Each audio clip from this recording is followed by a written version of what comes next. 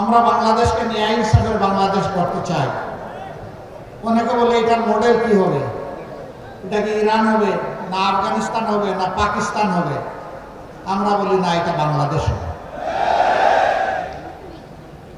আর যদি মডেল বলে তাহলে দুনিয়ার সর্বশ্রেষ্ঠ স্বীকৃত শাসন, যেটা আল্লাহর নবী মুহাম্মদ রাসূলুল্লাহ সাল্লাল্লাহু আলাইহি ওয়াসাল্লাম জগৎবাসীকে উপহার দিয়েছিলেন, যেখানে সকল ধর্ম বর্ণের মানুষের অধিকার নিশ্চিত হয়েছিল, সেই মদিনার মডেল আপনি বলতে পারেন। এর বাইরে আমাদের কাছে কোনো মডেল নাই ভাই। আমরা বাংলাদেশকে আফগান বানাতে চাই না, ইরান বানাতে চাই না, পাকিস্তান বানাতে চাই না, অন্য কোনো দেশ বানাতে চাই না। প্রিয় গর্বের বাংলাদেশকে গর্বের বাংলাদেশ হিসাবে বানাতে চাই। আমরা মিথ্যা কোনো আশ্বাস নির্বাচন সামনে রেখে দিচ্ছি না, দিব না। যা আমরা পারবো না তা আমরা বলবো না, যা আমাদের কর্তব্য বলে মনে করি শুধু তাই বলবো। আমরা কাউকে ভাই বেকার ভাতা দিব না। বেকার ভাতার মানে হচ্ছে বেকারের কারখানা তৈরি করা। আমরা কোনো বেকারের কারখানা তৈরি করি।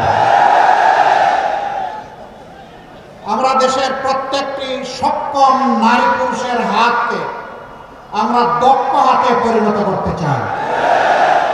বেকার ভাতা নয়, তাদের হাতে আমরা মর্যাদাপূর্ণ কাজ তুলে দিতে চাই। সে বুক ফুলিয়ে বলবে, আমি কোনো কারো দয়ার দানে চলতে চাই না, আল্লাহর দেওয়া মেধা এবং যোগ্যতা খাটিয়ে আমি সম্মানের সাথে বাঁচতে চাই।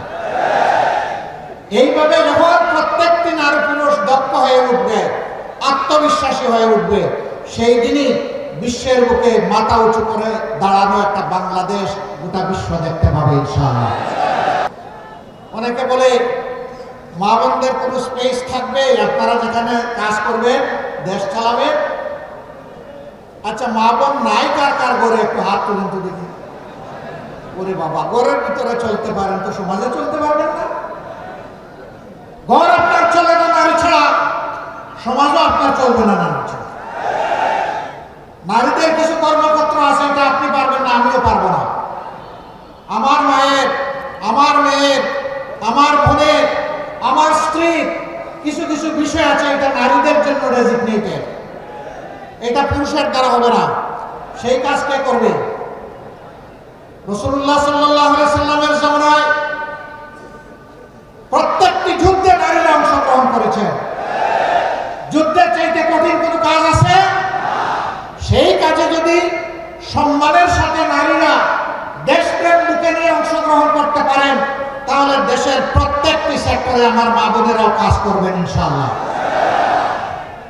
এখানে আমরা দেখবো না কোন নারী কোন ধর্মের, এখানে দেখবো কোন মা বোনটি কোন যোগ্যতা, তার যোগ্যতা অনুযায়ী সম্মানের সাথে তার হাতে কাজ তুলে দেওয়া হবে ইনশাআল্লাহ।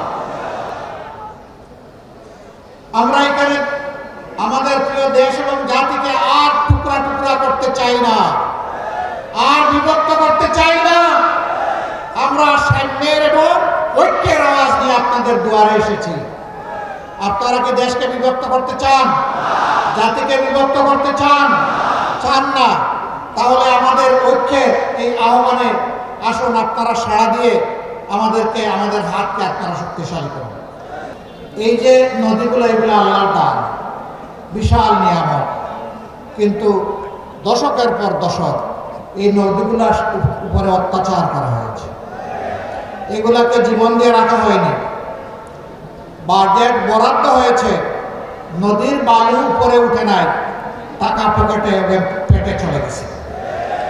যার কারণে আজকে যখন ঢাকা থেকে আসছিলাম, উপর থেকে দেখলাম এত নদী নয়, এক একটা বিশাল মরুভূমি। এই নদীকে জীবন ফিরিয়ে দিতে হবে। নদী জীবন ফিরে পেলে উত্তরবঙ্গ জীবন ফিরে পাবে ইনশাআল্লাহ। তাই তিস্তা পরিকল্পনা বাস্তবায়নের কোনো বিকল্প নাই। কার ভালো লাগলো আর কার লাগলো না, এটা দেখার আমাদের সময় নাই। আল্লাহ যদি আমাদেরকে দায়িত্ব দেন, আমরা কথা দিচ্ছি উত্তরবঙ্গের সর্বপ্রথম আমরা ওখানে কোদাল দিয়ে কূপ দিব ইনশাআল্লাহ। ওটাই আগে বাস্তবায়ন করবো ইনশাআল্লাহ।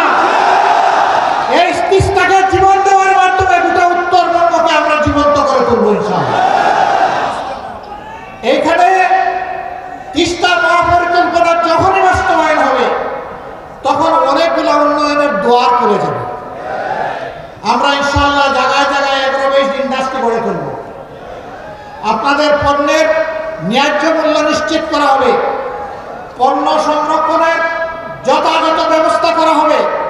ফলমূল যা ফলে উত্তরবঙ্গে তা দিয়ে সারা বছর বাংলাদেশের মানুষ আনন্দে খেতে পারত, কিন্তু এগুলো সংরক্ষণের কোনো ব্যবস্থা নেই বলে খুব তাড়াহুড়া করে পচে গলে অথবা বিক্রি করে সব শেষ হয়ে যায়। আমরা এই যন্ত্রণা থেকেও উত্তরবঙ্গের আমাদের চাষি কৃষক ভাইদেরকে বের করে আনতে চাই।